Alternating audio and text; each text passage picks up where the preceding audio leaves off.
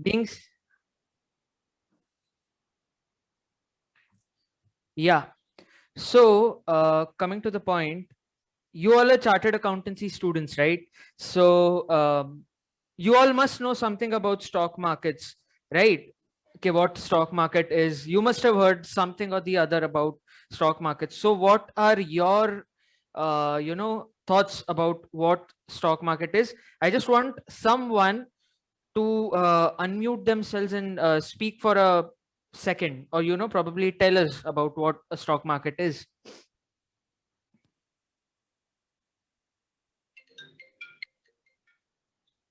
Anyone? Anyone, like, just a second, if you could explain us.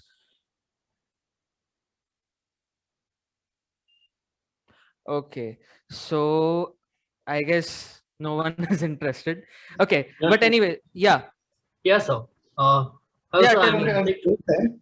Sir, I think that stock market is a platform in which it is a transfer of money from unpatient person to the patient person, Okay, as it is said by the Warren Buffett, sir.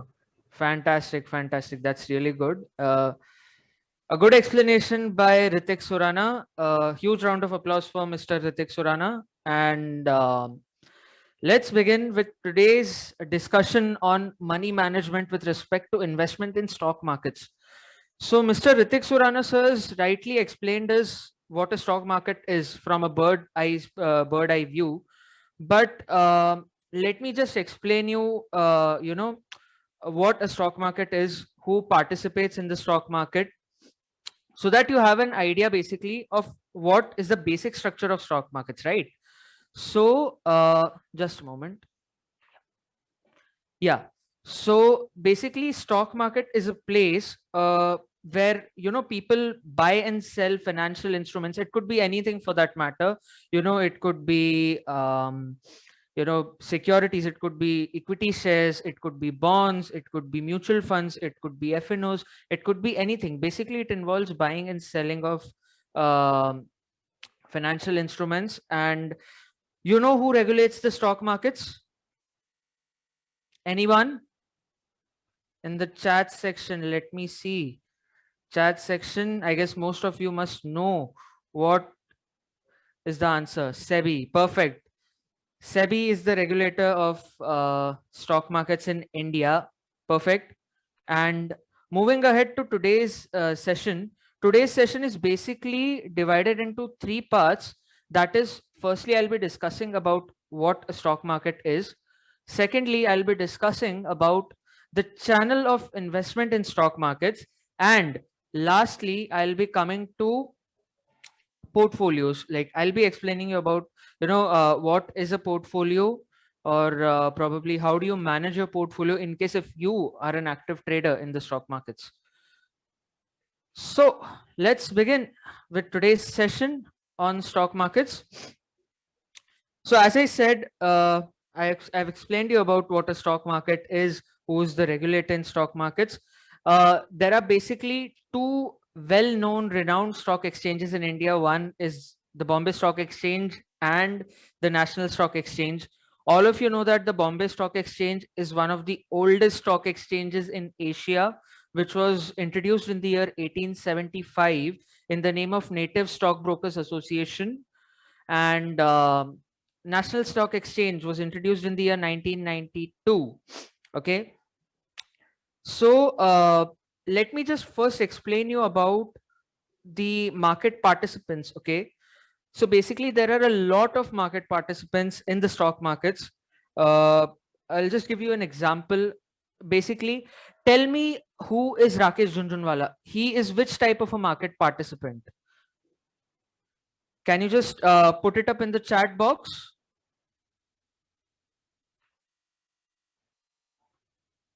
Perfect. Okay, someone answered it really well. He is one of the most well-known QIPs, or high net worth individual. Perfectly, your answer is right. He's an HNI investor. He's a value investor. Absolutely right. Now, when it comes to someone like you, okay, someone like you, someone like me, or someone like anyone else who's present in this meeting. So who are you in the stock markets? Perfect. You guys are retail investors, right? So basically, these are the two types of people majorly involved in the stock markets. That is the bigger section, that is the HNIs, and coming to the other part, retail investors. Now, let me tell you something, or let me share a very interesting fact that if let's assume that the market cap today is 100 rupees, okay? So 10 rupees out of that belongs to the 90% of the investors, and the 90 rupees that is invested in the markets belongs to the 10% of the investors.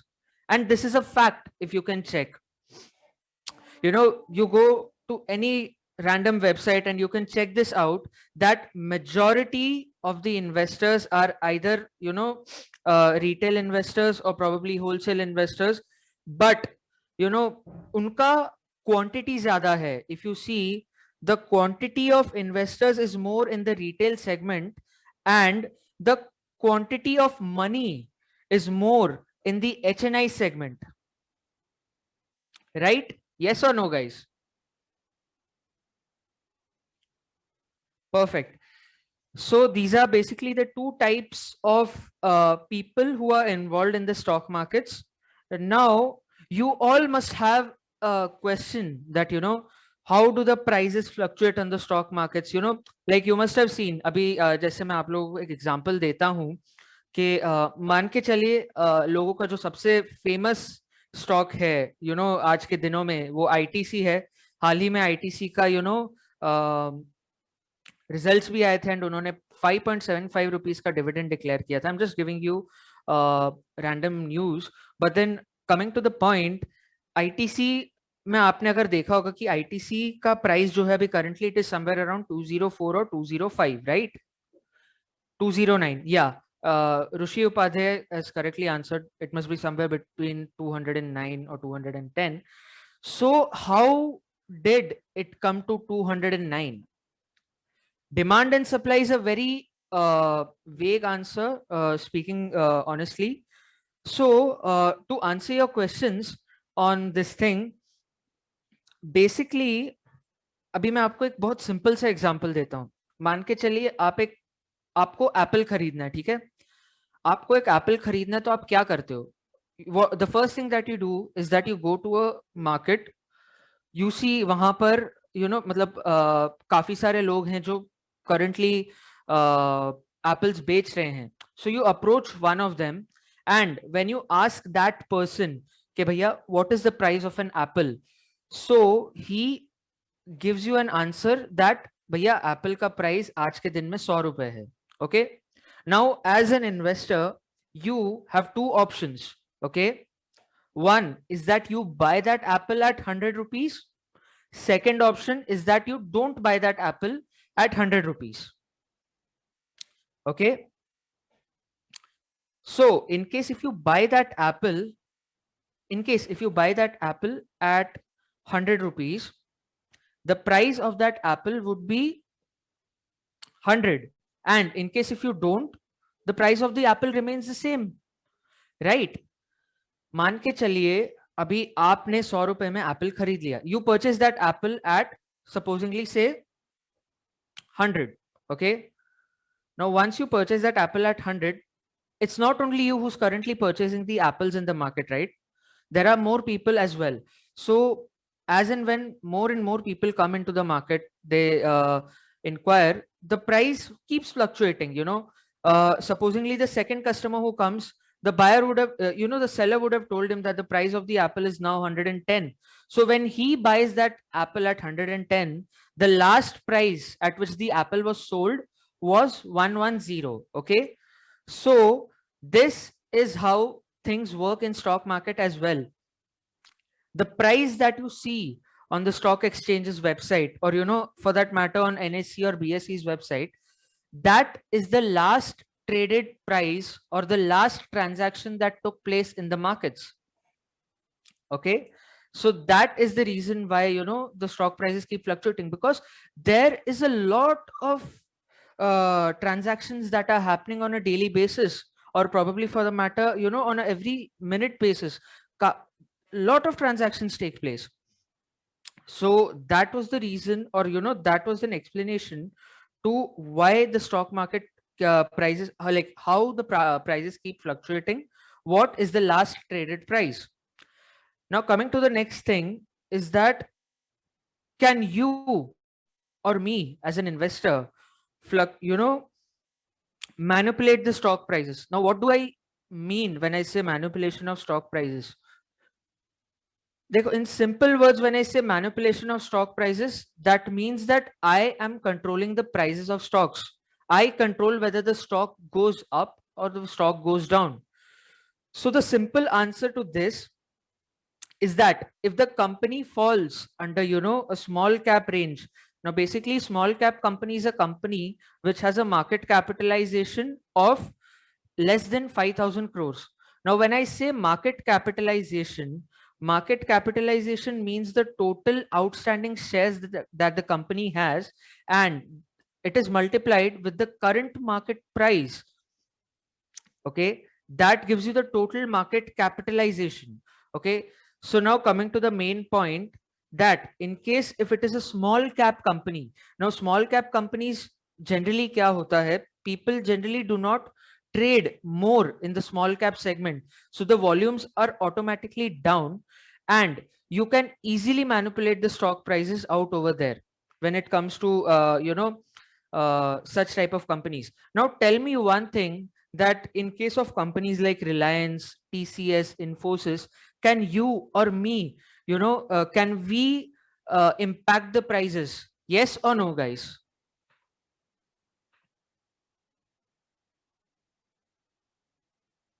Can we both, or can we both as an investor fluctuate the prices, or can we affect the price of these stocks?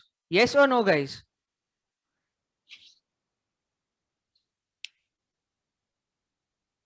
Guys, you can answer in the chat section.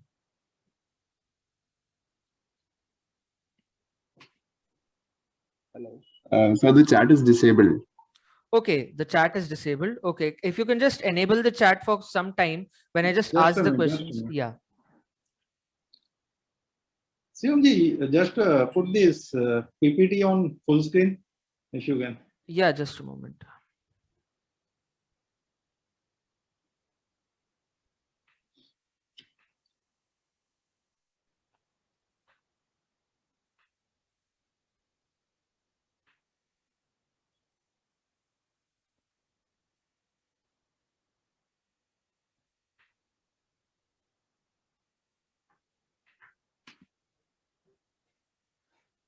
So, yeah, is it perfect now? Yeah. Perfect. Yeah, Shubham, I agree that, the HNIs can impact the prices of Reliance. They have a lot of money. Basically, to impact a stock price, you need a lot of money when it comes to, speaking Reliance, when it comes to TCS, or for that matter, any blue chip company, because these stocks have very high volumes involved. Okay. These stocks have a very high volume involved, and you can't easily manipulate these stocks. When it comes to some company like Grob Tea, or any random company which is not very well known, okay, like ABC Limited, it could be something like ABC Limited, XYZ Limited. Supposingly, if this type of a stock is listed on a stock exchange and it has a market cap of say 500 crores, 600 crores, and hardly it is being traded, then in that case you can easily manipulate the stock prices. Okay, but as you guys know that you can manipulate the stock prices, or you can increase a price of a particular stock only up to a certain extent, right? So that is how things go. And like finally answering your question, it depends on which type of stock you're planning to buy or sell, or you're planning to manipulate. If in case it is a large cap company, then you cannot manipulate that stock easily. Okay, and if it is a small cap company, you can easily manipulate it with less funds. Okay, so I'm done with this part, and now coming to the next part, that is, now how do these prices fluctuate? Okay, how do these prices fluctuate? There are two parts to it. One is the psychological aspects and the other one is the mechanical aspect. Now, talking about the psychological aspects, let me give you an example. Okay. Supposingly, there's a stock named McDonald's. Okay. Now, McDonald's is a company which is listed not in India, but in the New York Stock Exchange. I'm just using this as an example so that you can understand this very easily. Okay. Now, when we speak about McDonald's, you all know what McDonald's is. So, all of a sudden, a news comes in that a new variant of H10N3, the new virus that has recently entered in the markets, has been spread so vast that, it has affected a lot of poultry farms as well, जहाँ पर chickens को cultivate किया जा रहा है, जहाँ पे उनको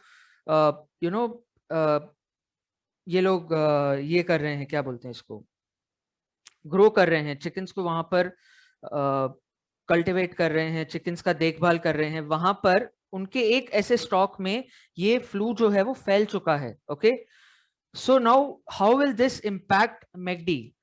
What will now happen is that people will stop consuming non-vegetarian, and automatically then the sales of this company would automatically come down. Now what will happen? The stock price will get directly affected. Okay, the stock price will directly get affected, and the stock prices will automatically fall down. Yes or no? I assume most of you would have understood this. So this was the psychological part. Like, basically psychological part involves affecting the stock prices with the help of news in the market or by spreading rumors in a market. Okay, अभी जैसे randomly कोई news फैल गई market में कि the founder of McDonald's recently passed away, उनका blood जो है वो खाने में use हुआ है. So basically, speaking about these things, rumors also play a very important role out in affecting the markets and the market prices. So that was all about these psychological aspects. Now, what do I mean when I say mechanical aspects of stock markets? Okay, mechanical aspects that affect the stock market. Now, I'll be introducing to you a concept called as market depth. Now, what is a market depth? Market depth is basically more of like an order book that you see when you go and buy or sell a share. Okay, ab jabhi bhi money control ya probably any app like Zerodha or Upstocks, when you just go and open this application, आपको वहां पर दिखेगा कि कितने लोग यहाँ पे कितने क्वांटिटी में कितने प्राइस पे उसको बाय कर रहे हैं या कितने लोग उसको सेल कर रहे हैं. That is basically your market depth. Now, basically, there are two types of market depths. One is the level 2 market depth and the level 3 market depth. Level 2 market depth is generally used by retail investors like us who buy at a very low quantity, and level 3 market depth is something that is used by high net worth individuals like Rakesh Jhunjhunwala, or it could be Radhakrishna Damani, anyone amongst these, because these people buy stocks in large quantity. Okay, these guys buy stocks in large quantity. So these guys need a very broader in depth of what is the current market depth, or how many buyers or how many sellers are currently there in the market.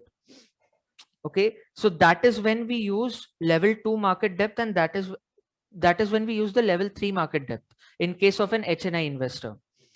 So that was it when it comes to in explaining you the basics of stock market, how the stock market works, how things go about.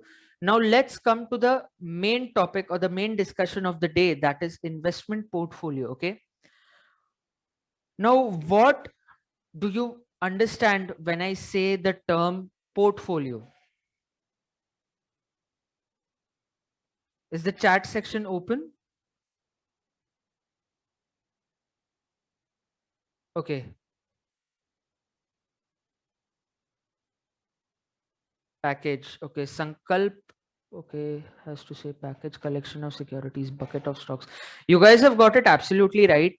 Portfolio basically means a bunch of securities or probably, you know, a collection of securities. It could be anything for that matter, not only securities, it could be commodities, it could be metals, it could be currencies, it could be FNOs, it could be anything basically. It could be even real estate for that matter. So I am very happy that you guys know, you know, that what is a portfolio, and a lot about portfolio. So just speaking over here, an investment portfolio is a set of assets owned by an investor that may include bonds, stocks, currencies, cash and cash equivalents, and commodities.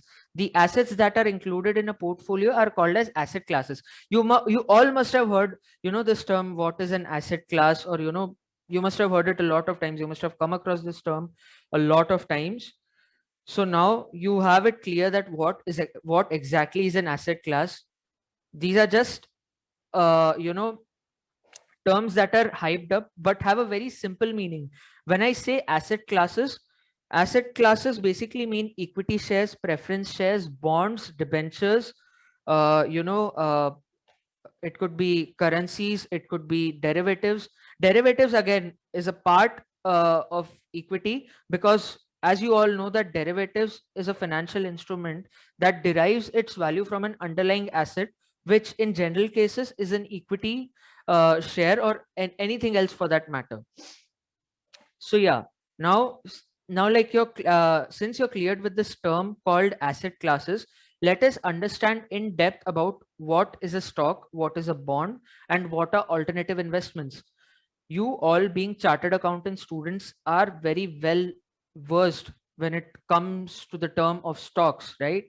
You all know what is a stock, what is an equity share. You all must have learned it in company law or in financial management. I don't have to talk more about it in depth. You all are very well versed with this thing. So basically, you know, stock is more of like a part of a company. Now assuming one share means you are buying that part of a company. Stock or share is basically more of like a part. Like how do I simplify it for you?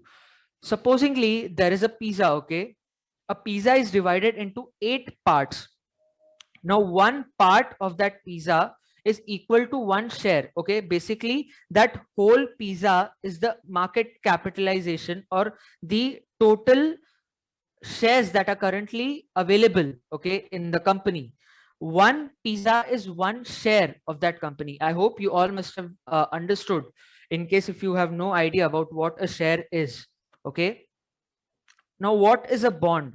Most of you get confused when we say bond and when we say debentures, but simplifying it for you, bonds are, you know, not specified, not used for a specified purpose. Bonds is a type of a loan which comes with a maturity date and with a set rate of interest. But then, you know, bonds are like, when a company raises money in the form of bonds, it can use it for any purpose, okay? And bonds are generally secured. Debentures may be or might not be secured, okay? This is the basic difference when it comes to bonds and debentures. Now speaking about bonds, bonds do not give you a very high rate of interest, or, you know, you can't be like, "Ki bhai, if I'm not investing in stocks, let me just invest in bonds and we can earn a good amount of interest rate." So in case if you are someone of that mindset, I'm very sorry to say, but then bonds do not give you a lot of returns. So which basically means that if it does not give you more returns, the risk involved in these bonds is comparatively less, okay? Now coming to the next part, which is alternative investments. Now when I say alternative investments, this basically means any investment made apart from equity shares. It could be, you know, any investment which is not an equity share, a preference share, a bond, or a debenture. You know, it could be a commodity, it could be steel, it could be real estate, it could be anything. Basically alternative investment means that, you know, they might involve assets such as gold, oil, real estate. This is just a basic example that, you know, alternative investments involve gold, oil, and real estate, but there are a lot of things apart from gold, oil, and real estate as mentioned out over here. Alternative investments are generally not considered by today's generation because today's generation is, you know, more of inclined towards cryptos and stocks that have very high rate of risk involved, because, you know, people want a lot of returns in a very less period of time. They want high returns in a very less time frame, which is a very wrong investment strategy. Personally speaking, you must have a certain set of alternative investments in your portfolio as well. That is how you can minimize your risk or probably hedge your risk. Okay.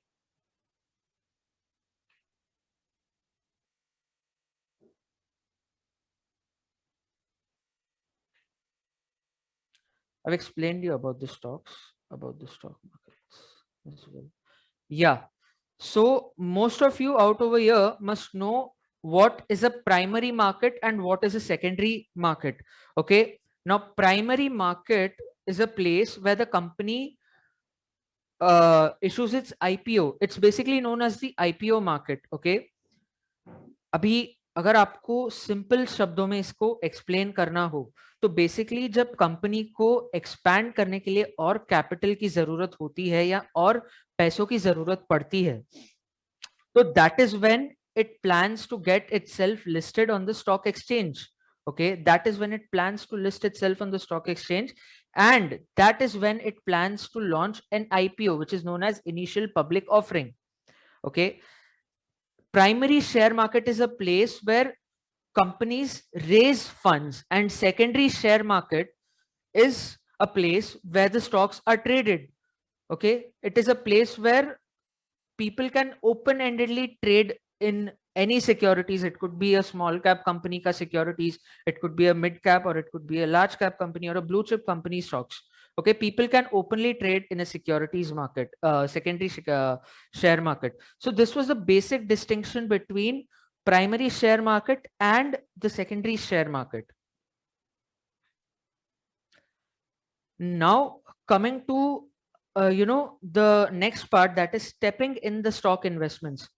Most people, you know, personally speaking, have asked me that, sir, you know, I'm planning to invest in the stock markets, or I'm planning to enter into the equity markets. So what do you suggest that what should I do? Where should I invest in? My general recommendation to people who are beginning currently in the market is that you start investing with the mutual funds, you know, rather than directly jumping into investing in stocks. I'll tell you a very simple reason behind this. Now, as a 18-year-old or probably a 20-year-old investor, you have no background of what the market is, or probably you're someone who's first time entering into the markets, right? So you should invest in mutual funds because the risk over there is comparatively less, or probably, you know, you're not directly facing the markets. You are investing in a portfolio of stocks or portfolio of securities, which is professionally managed by a fund manager, which is appointed by the fund managing company, which is also known as an asset management company. Okay, this was just for your random information. So basically, my suggestion to anyone who is planning to enter into the securities market is that you start investing slow, you know, start investing in mutual funds rather than directly jumping into stocks. Okay. Now, talking about individual stocks, as I said, individual stocks, like, you know, you can buy these stocks from either Zerodha or, you know, Upstocks or Angel Broking, any other platform. I'm not marketing any of these platforms when I take their names. This is just to explain you about how you can invest in these stocks. Okay, you all know what a stock is. Now, coming to the next part, that is mutual funds. Again, I've explained you what a mutual fund is. Mutual fund is basically like, you know, a pool of people who come and invest their money, which is in turn managed by a fund manager, and at probably, supposingly say at the end of the year, or probably, in equal quarters, people receive returns. Now, let me explain it to you in a very simple way that, boss, you all must have seen in the childhood days that when you used to go and play cricket, okay, आप लोग सब लोग एक साथ 10-10 रुपए डालते थे एक बॉल खरीदने के लिए, okay. The balls cost must have been 50 rupees or 60 rupees, anything for that matter. So उस हिसाब से, like supposingly if it is 60 rupees का ball, if the ball costs 60 rupees and you are 5 people, okay, you are 5 people out over there. So what you do is that each one of you invests 12 rupees or provides 12 rupees and you go buy that ball. So each one of you has that amount of right on that stock, okay. Each one of you has that much amount of right on the stock. And now shifting towards explaining it in terms of mutual funds, that is how mutual funds are managed. You invest a particular amount, or a certain percentage of amount in the mutual fund, and as against that you earn only that much amount of returns as against the amount that you've invested. Now coming to the next part, what is an exchange traded fund? Exchange traded fund again is a type of a mutual fund. It is a part of a mutual fund itself, but in this case it tracks an index. Now most of you know what is an index. Index could include BSE, NSE, S&P 500. It could include DAX. It could include anything for that matter. I'm just giving you a random example of an index for that matter. And that was it when it comes to explaining in terms of index. The next thing that I can see over here is that discount or full service broker. This is more of like a route through which you can start investing, right? You cannot invest into the markets without the help of a broker, right? So basically, who is a discount broker? The bearish markets. Now, what do I mean by the term of bullish markets and bearish markets? Explaining it to you in simple way, bullish market is a market where people are very much optimistic about markets, that in the coming time the markets are going to progress very well, or they're very optimistic that in the time that is to come, the markets are going to grow really well. And when I speak about bearish market is totally the reverse of bullish market, wherein people predict that the markets are going to fall down due to a certain set of circumstances. Now I can easily explain you when it comes to bearish market, as you know that during the times of corona, how severely, I'm so sorry, how severely the stock prices fell down, or how the stocks were hitting the lower circuits constantly. Now when I tell lower circuit generally means that a stock has hit its low, that is it could be 10% down or 15% down or 20% down, okay. Now when the stock is down by 10%, trading for that particular stock is halted for 45 minutes on the stock exchange, and then it is after the 45 minutes time is done, then again the trading for that particular stock starts again, okay. Now when the stock hits 15% or low, the trading is halted until 2:30 in the noon, and when the stock hits 20% low, then the stock trading is halted completely for the day. Stock trading is completely halted for the day because it could cause a huge amount of loss to the investors, okay. That is why we have this circuit system in stock markets in India, okay. You all know now what is a bearish market and what is a bullish market, okay. I've explained you the circuit limits, that is 10%, 15% and 20%. The same thing applies in case of a bullish market, that when a stock hits 10% high, same thing, the stock the trading for that particular stock is suspended on the stock exchange for 45 minutes time, and same in case if it hits 15% and 20% respectively. In bullish market, in this scenario, the country's economy is typically strong and the employment levels are high. Now people, as I said, people are very much optimistic that, you know, the businesses are going to do well. You know, the employment rates in the country are constantly going high, and you know, we are expecting a huge amount of influx from the foreign investors. You know, there is a lot of there are a lot of FNIs coming in India. So that uh, is what I mean when I say bullish markets. Okay, you all must have by now known what is a bullish market and what is a bearish market. Now, coming to the main thing, that whenever you're building a portfolio, okay, what are the ratios or what are the things that you should take care of? Okay, first things first, you need to know what is the market capitalization of a company. I've explained you what is a market cap. Market cap basically means, you know, total number of outstanding shares of that particular stock multiplied with the current market price of that particular stock, which in turn gives you the market capitalization of a company. A higher market capitalization indicates in general that a company is well established and is financially sound. Okay, now coming to the next thing, that is the EPS. Okay, company's earnings per share reflects the company's profits as divided amongst all of the outstanding shares of that particular stock. You all must have done a capital structure chapter, and in that particular chapter you must have come across this term EPS, which states that what is the total amount of profit that is distributed to the shareholders of the company after paying to its debenture holders, after paying you know, to the government in the form of taxes, and after paying to its preference shareholders in the terms of DDT. Okay, I'm sorry for that. Speaking in terms of the dividend that is paid to the preference shareholders.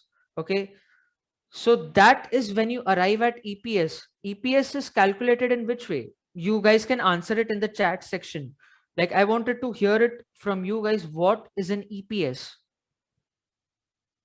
How do you calculate EPS? Perfect. Someone answered it really well. It is the profit after tax divided by the total number of equity shares. Absolutely right. Absolutely, guys. Right. You guys are going really good. Now, coming to the next part, that is the financial ratios. You all must have studied. This is your very first chapter. If you've entered into CA intermediate in financial management, that was what is a financial ratio or what is an accounting ratios. You guys must be very well aware about it, right? Yes or no? This is the very first chapter of your financial management syllabus, accounting ratios. So you all must know what is a debt to equity ratio, what is a price to earnings ratio, what is the return on equity ratio, and what is a profit margin ratio. Basically, as an investor, when I am entering into the market, these are the few things that I would definitely check if I have no idea about the market, or if I'm someone who does not belong to the market. You know, I'm an outsider, I'm a totally outsider, and I'm someone who's entering into the market for the very first time. So in that case, you can use these things, you know, or you can keep these particular things in mind to analyze a particular company. Okay, it could be market cap. So please note this thing down in case if you have a pen and a notebook with you, that the first thing that you have to note down is the market capitalization of the company. Second thing that you have to note down is the earnings per share. Then the set of financial ratios that I have given you, that is debt to equity ratio, the return on equity ratio, the profit margin ratio, and the PE ratio. Okay, and I would like to also add in over here that in case if you are checking on some manufacturing based industries, or some companies like, you know, which are into manufacturing business, also do check out their working capital operating cycle. Now you all know what a working capital operating cycle is. So it basically means that how much time does it take for your money to get converted back into the money. Okay, now supposingly you're a manufacturer, okay, you have invested 1 lakh rupees in these raw materials, you've made the products out of it, you've made the final products out of it, these products go out in the market, okay, and you know, the ones who are buying it, or for that matter the wholesalers to whom the product goes, they pay the manufacturers in case if there is no third party involved, okay. So that is when you get the money back, and that is what you have to check, okay. You have to check the working capital operating cycle of that particular company.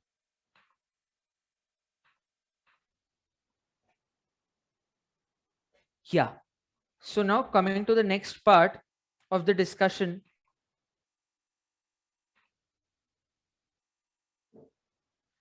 is the 10 golden rules of investing in the stock markets, and my personally favorite topic for this discussion. When you're investing in the stock markets, there are a set of, you know, rules that you have to follow when you're investing in the markets, without which you or me as an investor can never become successful. Now, if you are a trader, there are other set of you know, instructions that people generally follow, but then if you are an investor, let me tell you a set of 10 golden rules that you as an investor should definitely follow when investing in the stock markets, okay. First things first, focus on the long term.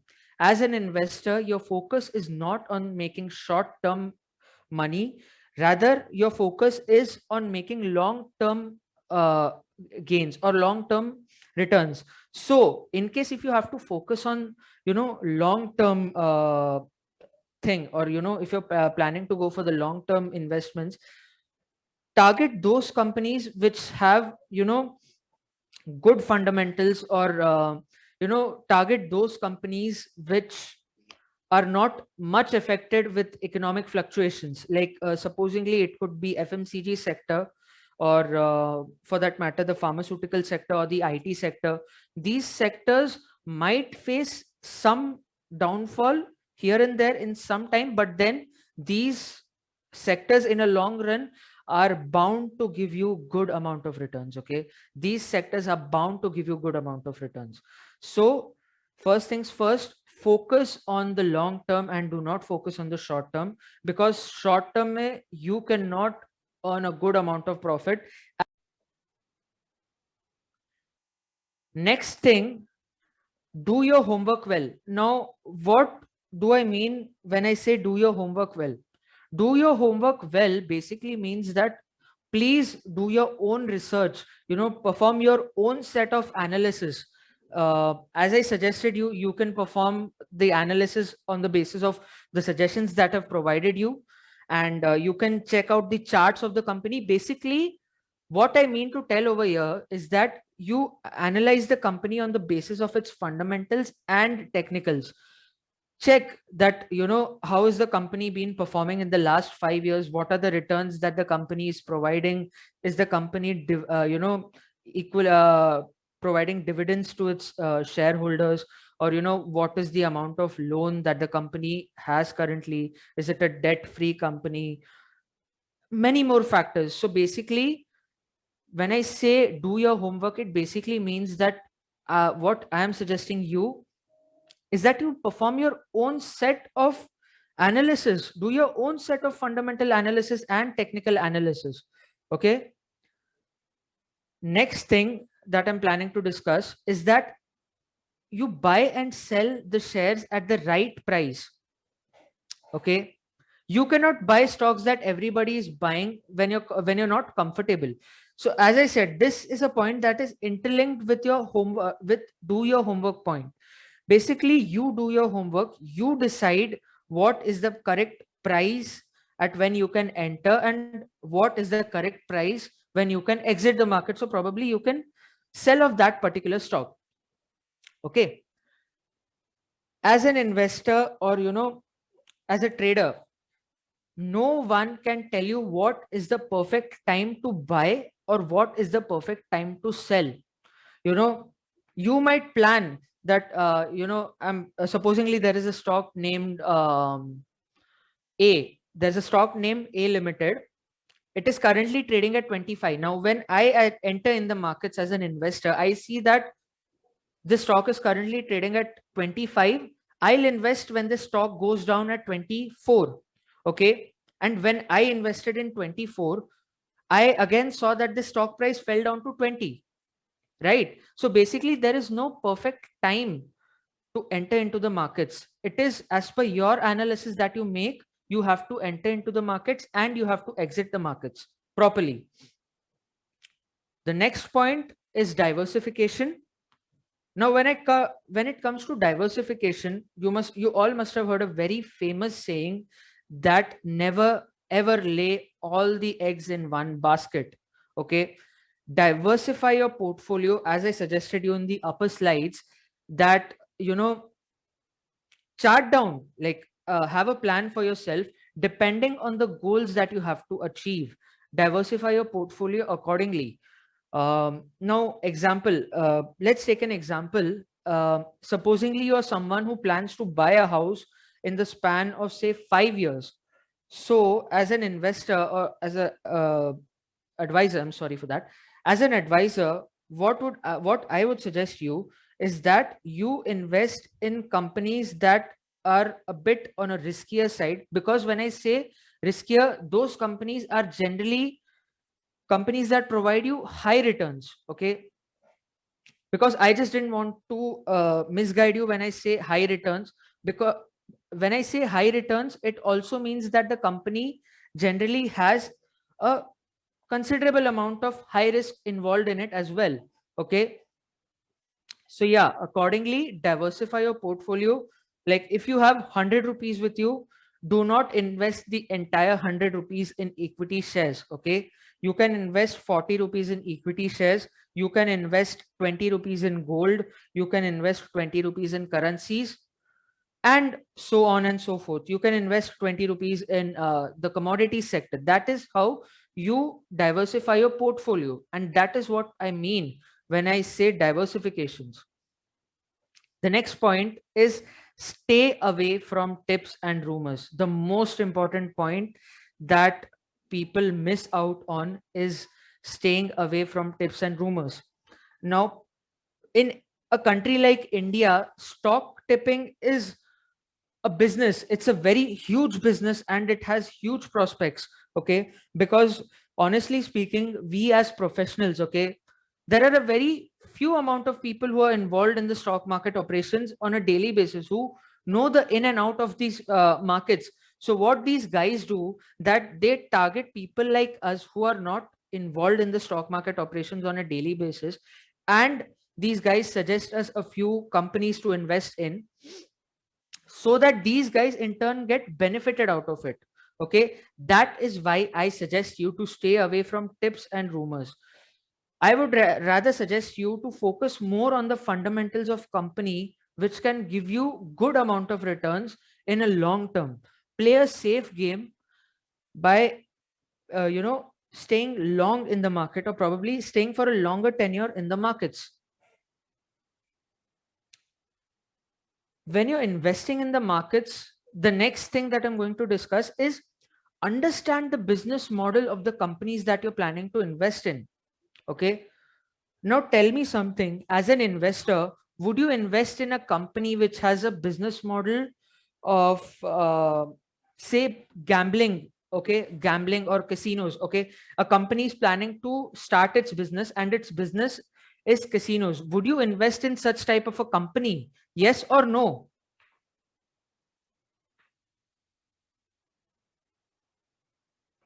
Right. You'll never invest in such companies, because these companies are bound, like these companies face a huge amount of legal risk. You never know, the government might come out with a law stating ki, casinos are banned in India, or casinos are illegal.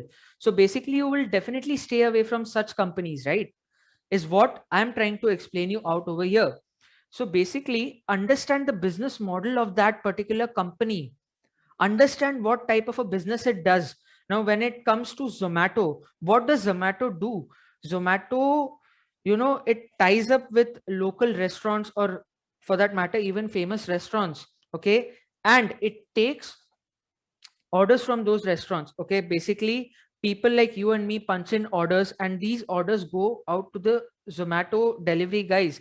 These guys then in turn go to that particular place, they take your order and give it back to you. So basically, you need to understand how a particular business functions. Okay.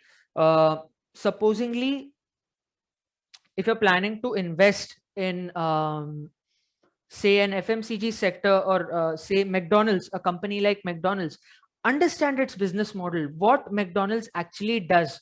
Now, being very honest, McDonald's is not a company, it's not an FMCG company or a company that, deals with food and beverages. It is basically a real estate company. McDonald's is a real estate company. What it does is that it targets people who have a very huge land space, and then these guys give out their franchises to such people, and then the management of these franchises becomes the responsibility of the franchisee. Okay. Or basically someone who is who has basically purchased their franchisee. So basically, the basic business model of McDonald's is that of real estate. Okay. That is what I'm trying to explain you when it comes to understanding business models of the company that you're planning to invest in. I'm pretty sure that you guys will not invest in such companies or in such ventures, the models of which you will never understand. Now, when it comes to cryptos, people these days are not investing because they understand the business model of cryptos. They are investing because of a particular tweet. A particular person comes in, he tweets, and the price of that particular Bitcoin, a particular cryptocurrency goes up, or a particular cryptocurrency goes down. What sense does it make? Any one of you out over here, and I'm pretty sure that 280 people present over here, out of them, hardly like 1 or 2 people know what exactly is the business model or the business plan of cryptocurrency based companies. Most of you don't even understand the business model. So my question to you is that, would you invest in cryptocurrencies without knowing the actual base on which these prices fluctuate, on the basis of which these prices fluctuate? No, right? Absolutely right. You will definitely not invest in. As it said, the government can ban them. Business model is not that easily understandable, right? So that is why people stay away from cryptocurrencies. Ace investors like Rakesh Jhunjhunwala, investors like Warren Buffett, these guys are such seasoned investors. And when such seasoned investors say that, things like cryptocurrencies have no future in the upcoming time, so that is the point. Now, coming to the next point, do not make rash decisions. Okay. This is the most important thing that you as investors must understand, that you cannot make any decision of buying and selling just on the basis of a particular news, or if a certain set of people are following a particular trend. It is you who has to sit and plan out a particular thing, or plan out a plan for yourself, plan out a thing for yourself, that this is how I am going to invest in the markets. Never ever make rash decisions. Like supposingly, let me give an example. Assume that the government bans the manufacturing of tobacco and cigarettes, for that matter. Okay. So basic mentality of people in such case would be that they would definitely make rash decisions. They would sell the stocks. Okay. So avoid investing in stocks wherein you'll have to make rash decisions, and in general avoid making rash decisions. Okay. Next point that I'm discussing is, never take loans to invest in the stock markets. Very important point. If you are planning to take a loan or planning to take money from someone and then invest into the stock market, let me tell you that you have lost the game then and there. You heard me right. You have lost the game then and there. You know, your stockbrokers or anyone for that matter will give you the facility of margin trading just to, give you attraction that, you can earn a lot of money with the margin in your account. Basically, if I had to explain it to you in Hindi, इसका मतलब ये है कि आपको over and above they are giving a particular limit. Assumingly you have 50,000 rupees in your account, okay?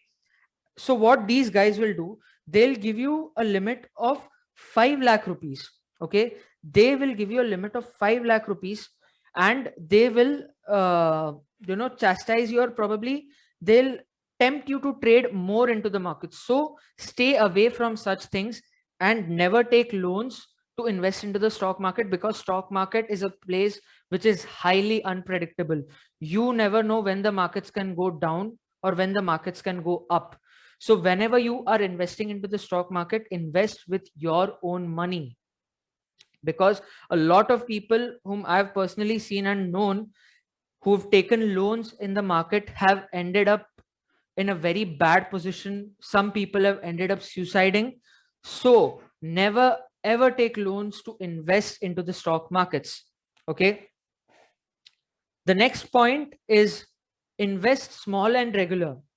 This is the most important point that, people feel that भैया markets में तो हम तभी एंटर कर सकते हैं जब हमारे पास बहुत ज्यादा पैसा है. Who told you? Who told you that you need to have a lot of money to invest in the markets? You can target to a particular set of stocks that are generally low in price. You can invest with even as low as 100 rupees in a particular stock, right? So you can invest in smaller amounts. If you're someone who doesn't has a particular good amount of knowledge about the market, start with as low as 100 rupees. You will understand the markets really well. You'll start tracking, and when you start tracking, that is when you'll start putting in a more amount of money, because you're tracking now. So you'll feel that you've got a hang over this thing, and that is when you start involving more. So the point is, you can start investing with small amount of money and be regular when you're investing with small amount of money. It shouldn't happen that you've invested 100 rupees in present situation and you've left it. भैया आज मैंने 100 रुपए डाल दिए, छोड़ दो. I'm not going to trade anymore now. That should not happen. Be a disciplined investor. Invest in regular or frequent intervals of time. Okay. And the last point is, always monitor your investments, because if you don't monitor your investments, there are chances that if a stock underperforms, your portfolio returns can drastically reduce. Your portfolio returns can drastically reduce. Okay, so keep a track, or always monitor your investments properly. Okay, monitor your investments from a timely basis. It could be, once in a month or twice in a month. That is basically once in a fortnight, or probably once in 6 months, or probably once in a year at least. My suggestion, or anyone else for that matter, would always suggest you to at least track your portfolio once in a year. Okay, track your portfolio at least once in a year.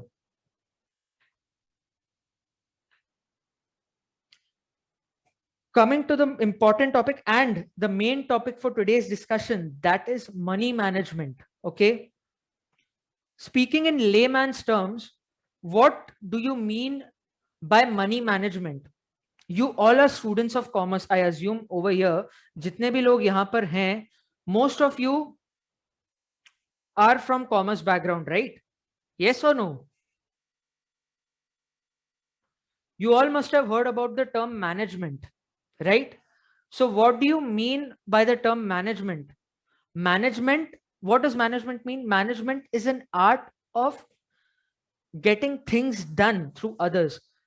So basically, if I try to explain it to you out over here, money management means managing your money in such a way that your returns drastically increase. Okay, that is basic meaning of money management. As you can see, money management refers to the process of tracking and planning an individual or group's use of capital. Okay, basically यहाँ पर होता क्या है? I'll just give you a rough example. You have 1 lakh rupees with you, and supposingly if you are a money manager, okay, if you are a money manager, you are given this task to sit and plan that, you know, where you have to invest your money. So you will probably plan ke, you know, 50,000 would be invested into the markets, 30,000 would be invested into the commodities market or the steel market or metals market, and the rest 20% would be put into the FD segment, or, you know, the safer part of investing, that is this banking sector, you know, the banking FDs or anything for that matter, basically comes down over here. Now, when it comes to money management, there are 4 things involved.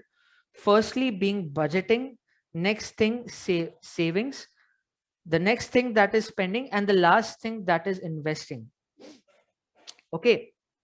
In financial market, money management also refers to portfolio management and investment management. I've discussed this thing out with you above when I was explaining you the other things, that what is portfolio management and what is investment management. Financial professionals also manage investments and make investment decisions for pool of fund.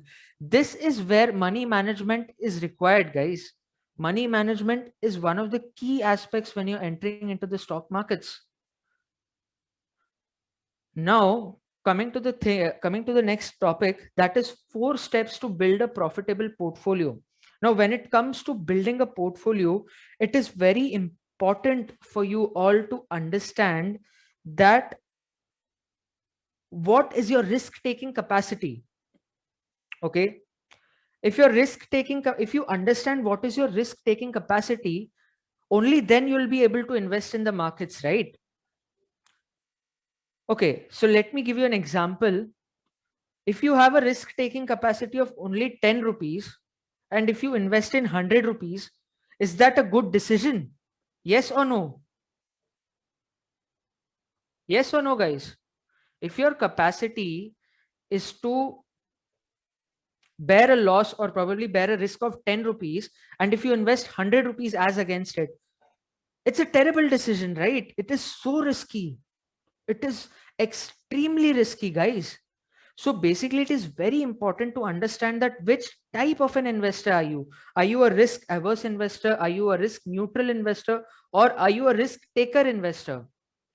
That is how you can decide further that where you can invest in. Like if you're someone who, is a risk averse person, or someone who cannot bear a loss of even 1% of their total amount invested, such people are firstly advised to stay invested in, you know, banking options, like, you know, it could be an FD or it could be an RD. It could be anything like that. Okay. If you're a risk neutral person or someone who is not very much affected with the rise or fall of a market, such type of people can invest in options that have medium amount of risk involved in them, you know, not not more, not less. Basically meaning that, you know, na zyada risk involved hai, na kam risk involved hai isme. Basically these people can invest then in such type of instruments. Now coming to the next part, that is risk taker. Risk taker person is such type of a person who invests more and more in spite of, you know, whatever happens in the market. Like even if the market falls, this person is of the view that, you know, the markets will definitely rise in the future, and that is the motive with which he invests in the markets. Okay. So, you know, such type of people invest in generally riskier options. For that matter, it could be options, it could be futures, it could be stocks that are a bit riskier or have, you know, not that good of fundamentals, because that is how you can earn good amount of returns. Okay. basically speaking, stocks that fluctuate more is where investors like these, or risk takers invest in, because these guys plan to get a good amount of returns. So that is it about risk profiling. This is basically known as risk profiling, wherein you are assessing the risk that you can take. Now, I'll ask you a very simple question, and I assume that you guys are definitely going to answer it. That assume that you have 1 lakh rupees with you currently, and you have invested that 1 lakh rupee in the market. After 1 month, you see that your 1 lakh rupees has fallen down to 80,000 rupees. Okay. So what would be your call? Like, would you still stay invested in the markets? Would you invest more into the markets in spite of the downfall? Or would you withdraw away your markets, or would you withdraw your funds that you have totally invested? Okay, so I can see that a lot of people are, either risk averse or risk takers. People have literally taken this term risk hai to ishq hai very much seriously after watching to that very famous web series. Let me just not comment more on that. So yeah, people out over in the chat section are, more of risk takers rather than risk averse person. So yeah, that is it when it comes to portfolio restructuring, sorry, for that matter, risk profiling. You guys now know that what risk profiling is.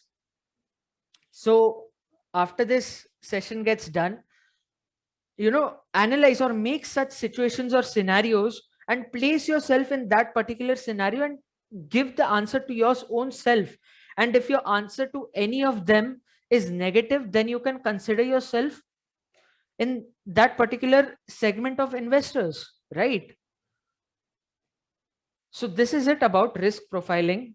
Now, let me just jump on to the 4 steps of building a profitable portfolio. Okay. Firstly, understand the assets that are currently in the market and determine the asset allocation as against the money that you're investing. Okay. Then achieving the portfolio value. After that, reassessing weights. And the last thing is rebalancing your portfolio strategically. Now, when I say determining the asset allocation, it totally depends on what your future goals are. Okay. If you're someone who has to buy a lavish apartment in a span of 2 to 3 years, then you'll have to invest in stocks that have comparatively very high rate of returns. But when I say very high rate of returns, the other side of it is that you will have to invest in such stocks which are a bit riskier. Okay. Or rather investing in such options that are a bit riskier. If you're planning to buy a house or probably a bungalow which costs you around 2 to 3 crores, and the current investment amount that you have is supposedly say 10 to 12 lakhs. So do you think it is possible to achieve the amount of 2 crore rupees in 2 years by investing in, generally relatively low risky stocks or bank FDs? Yes or no? I'd like to know it from you guys.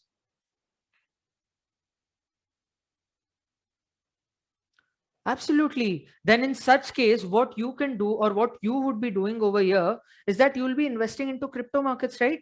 Because crypto market is the only place where you can earn substantial amount of returns and where you can lose a substantial amount of money within a single day. Okay. So basically what I mean over here is, firstly, assess your goal. What is your goal, boss? आपको आगे, आगे future further studies के लिए आपको अपना पैसा इकट्ठा करना है या पैसा ग्रो करना है, और probably if you're planning to buy a house, assess your goal first. It is very important to get your goals right, because if you don't get your goals right, you won't be even able to start with the first step, that is asset allocation. So get your goals right, then get on to the first step, that is asset allocation. Then coming to the next step, achieving the portfolio value, that is very much explained to you with the first point itself, that once you're done with, you know, determining your asset allocation, you should also determine then and there that in how much time frame you need to achieve that particular portfolio value.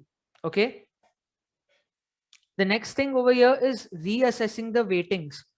Now, there can be chances that if you've invested in a particular instrument or a particular stock, in the time to come by, there are chances that, you know, the value of that particular investment can even go down.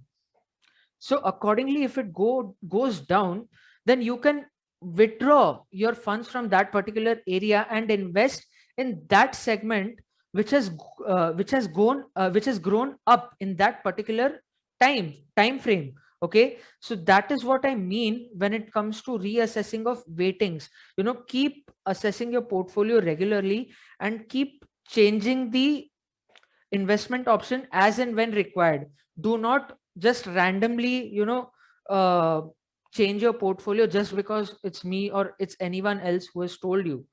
Reassess it according to your goals and then make an informed decision. Okay. And when it comes to the next point, that is rebalancing your portfolio strategically, I've explained it to you already that, you know, keep assessing your portfolio from time to time and strategically just keep changing your positions as and when required. Okay, because if you don't change your positions from time to time, there are chances that you might incur a good amount of loss. Okay, and that is something that you really don't want to, especially when you're achieving your goals. Okay.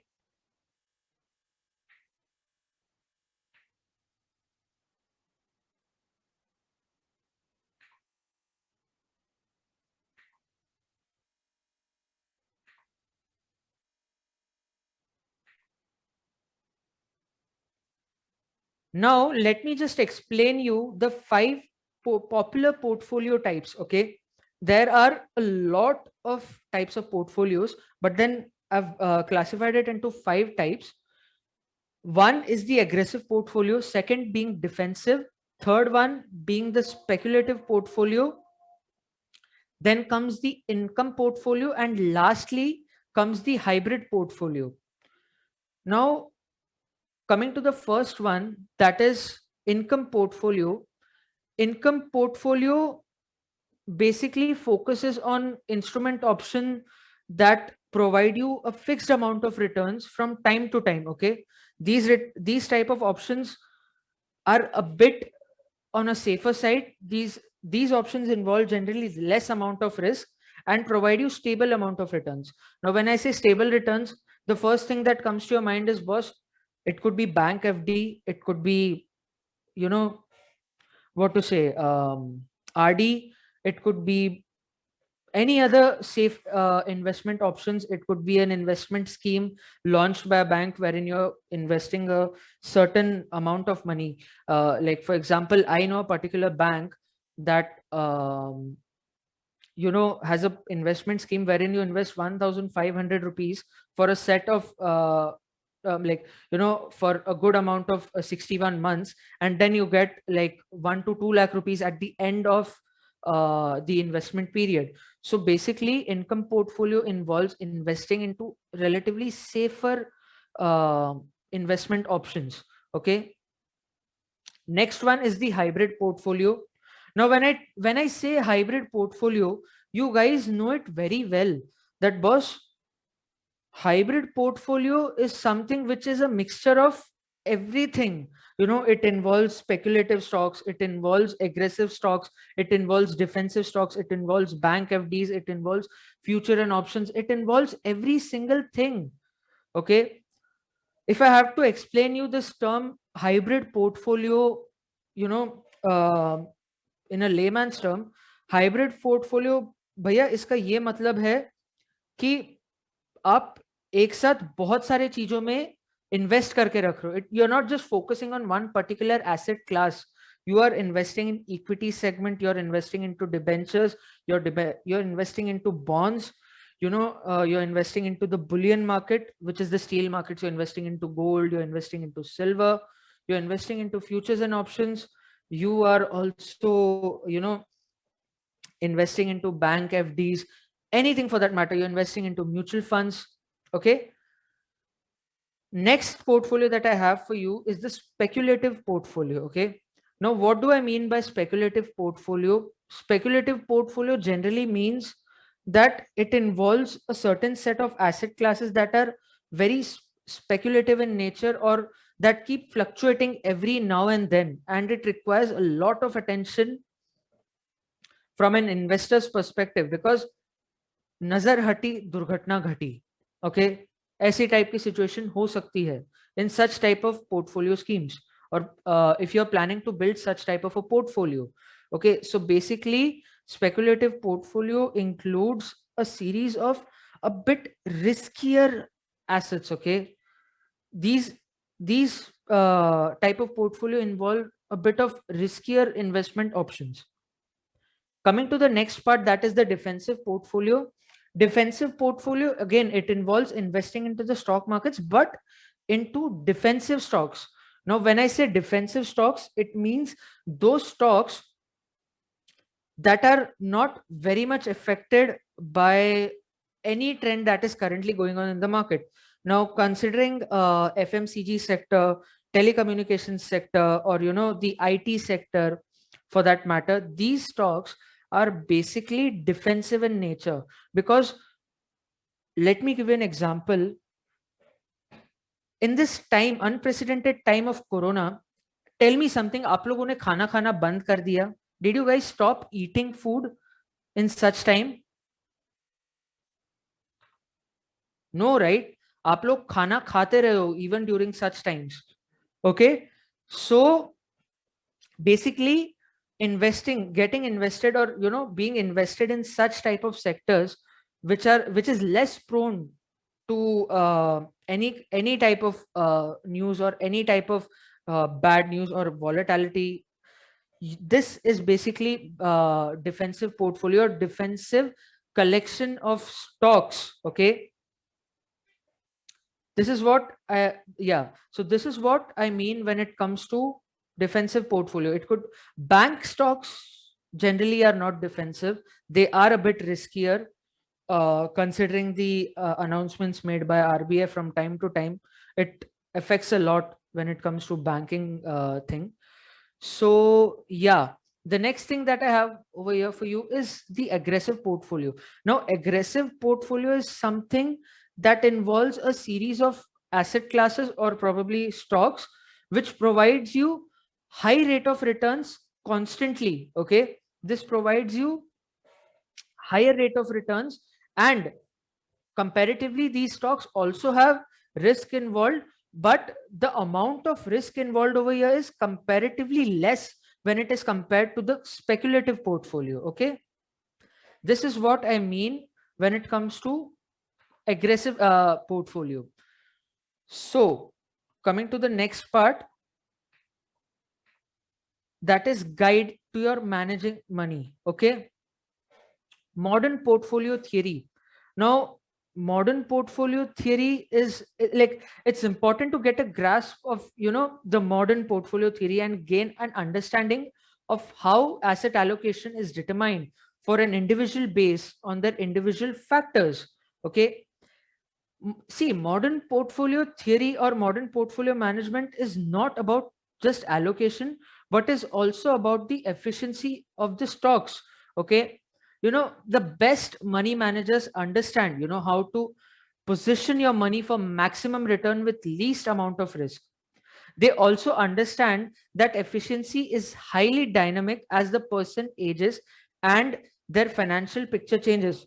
Now, what basically this sentence means, that, you know, they understand the efficiency is highly dynamic as the person ages, is basically that when you're young, or, you know, when you're in your 20s or in your 30s, you generally have a high risk taking capacity in comparison to a person who's aged around 60 to 65, because that person is already aged. You know, he does not have that capacity to invest in the markets, or probably invest in particularly riskier stocks. So definitely he would go for comparatively less risky stocks. Okay, he would definitely go for less risky stocks. You as a young investor can still take that step of investing in comparatively more risky stocks, as you can still earn that much amount of money in case if that particular stock that you've invested into comes into a particular trouble. Okay, along with efficiency also comes the dynamic nature of risk tolerance. At certain points in our lives, our risk tolerance might also change. Now this is very simple to understand. Okay, being a 20-year-old person, you are someone who's not currently employed anywhere. Okay, I'm just giving you a random example or probably a broad overview. It could change from person to person, although generally a person who's of 20 years old does not earn 50 to 60,000 rupees a month.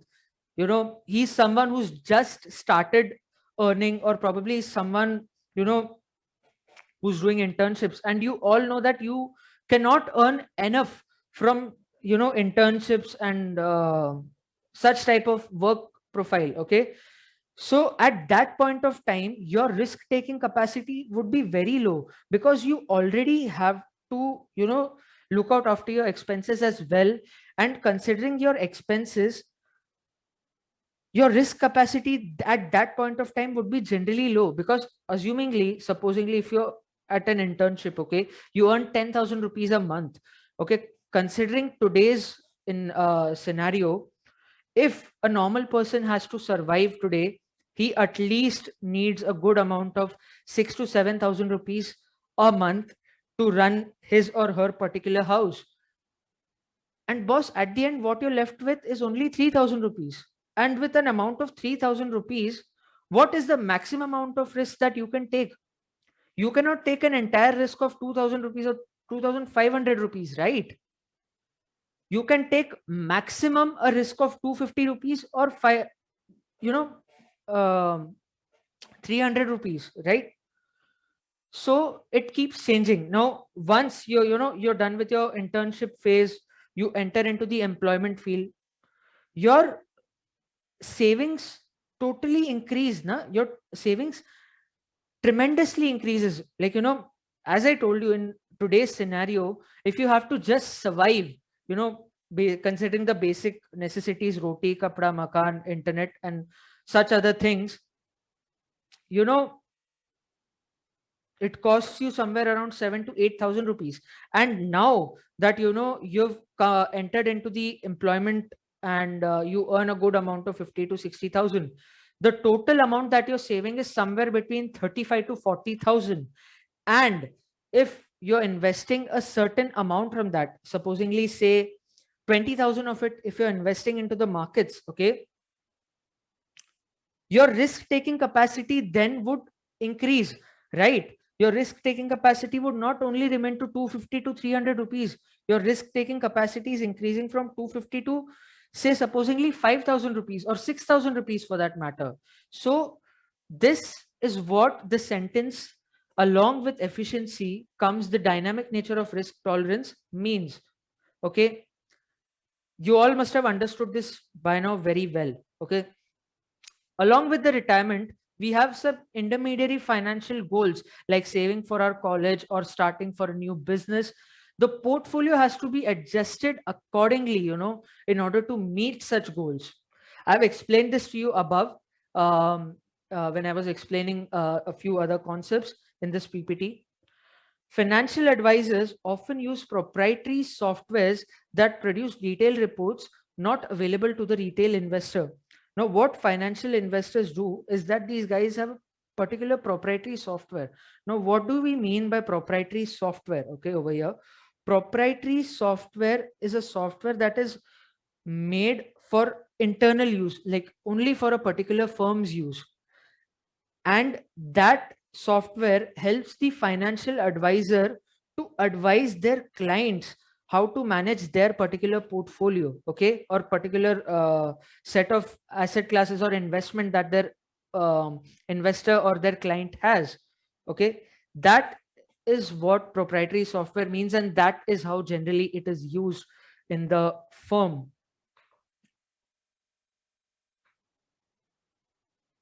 I've explained you about the risk concept. Okay, you all are very well aware about risk profiling, and can you beat the markets? I've explained you again. I've also explained you about can you beat the markets, wherein I'd explained you about risk profiling and other such things as well.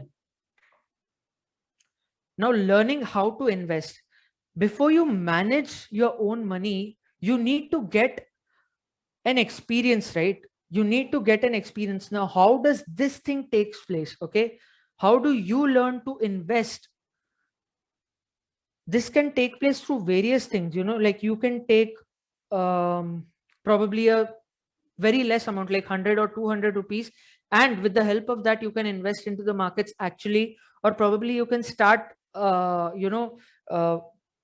participating in platforms like StockGrow, or moneybuy.com, or other such platforms which promote the habit of trading with the help of virtual cash.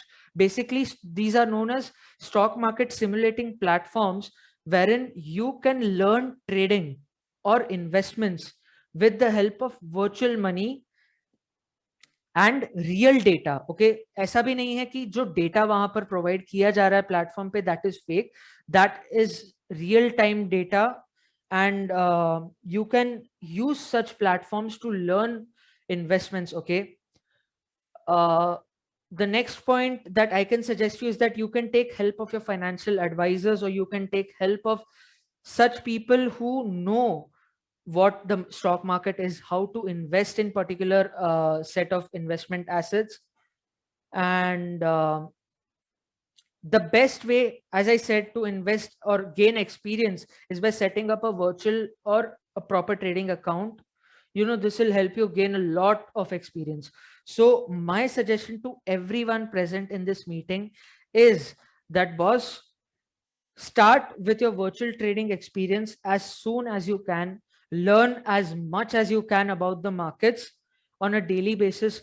Assign a particular time frame for that, like at least 30 minutes to 45 minutes a day to learning about the stock markets, because practically giving you advice, nowadays it's very risky to stay dependent on one particular source of income.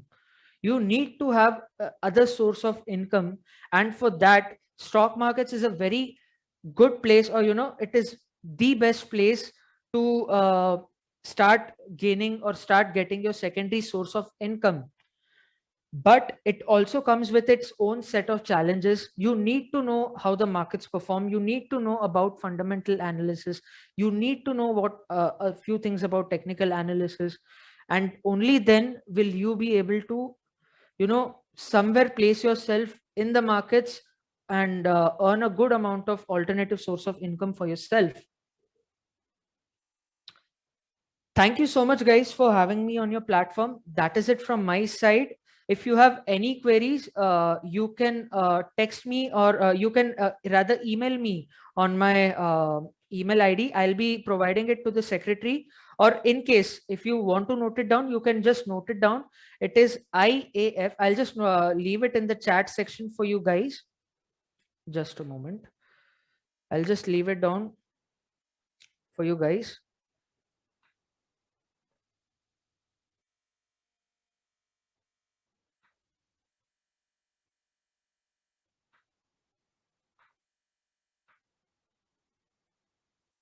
Yeah. So I guess the system is stuck. Just a moment.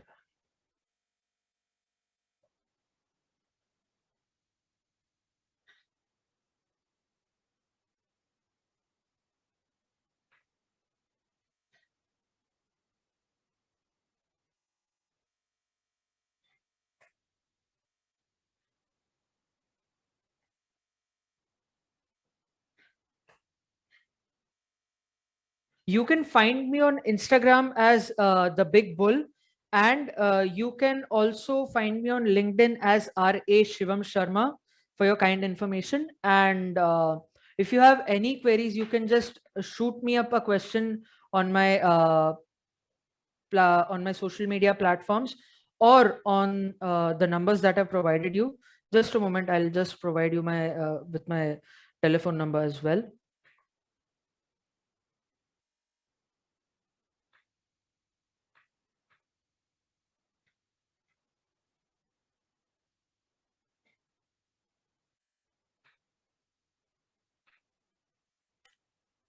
So I've put in my mobile number as well. In case if you have any queries, you can feel free to ping me up on my WhatsApp, or you can just mail me on my email ID that I've provided you.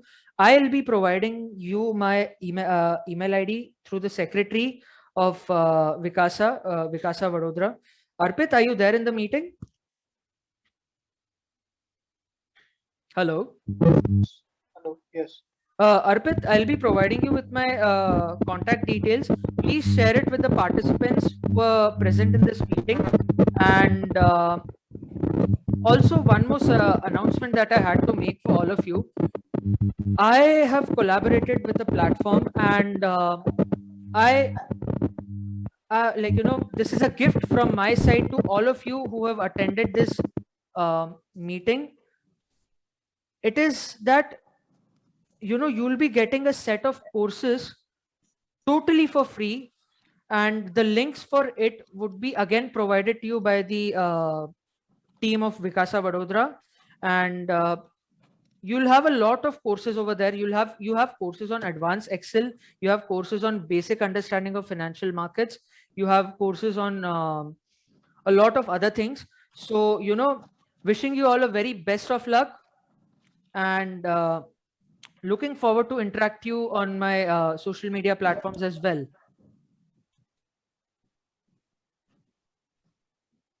Thank you so much, guys, for having me. Team Vadodara Vikasa, over to you.